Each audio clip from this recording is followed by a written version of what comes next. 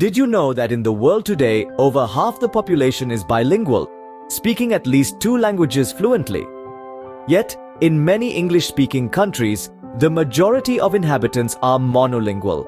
I was one of them. At 21, I was convinced I'd forever be shackled to my mother tongue, English. My reasons? They were plenty. I believed I lacked a natural talent for languages. I had a memory akin to that of a goldfish. I felt it was too late to start, and worse, I feared I would embarrass myself in front of native speakers. After all, my track record with languages was nothing to brag about. I had spent my school years partying rather than partaking in language classes. Even after graduating from university with a degree in electronic engineering and moving to Spain, I found myself 6 months later, still unable to speak Spanish.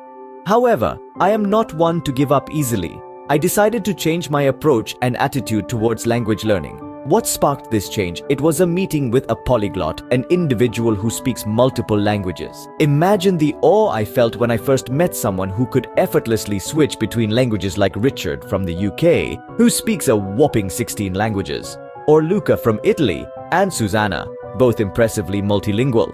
There was even a 16-year-old from America, Tim, who demonstrated his proficiency in 20 languages in a single video. Inspired by these polyglots, I wanted to learn languages, but not for the right reasons. I wanted to impress people, to appear smart. With this superficial motivation, I failed again. What I discovered is that motivation is crucial in language learning.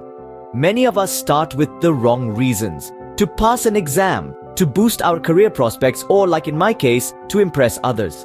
But the polyglots I'd met were learning languages because they were passionate about the language, the culture, the literature, and the people.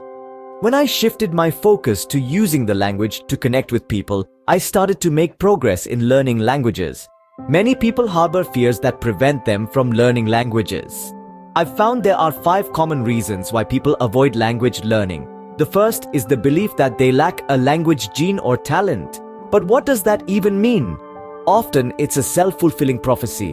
When I failed to learn a language earlier in life, it was because I had convinced myself that I didn't have a language gene. In summary, I've learned that language learning is a journey, one that requires the right motivation, a shift in attitude, and most importantly, a passion for the language and its people.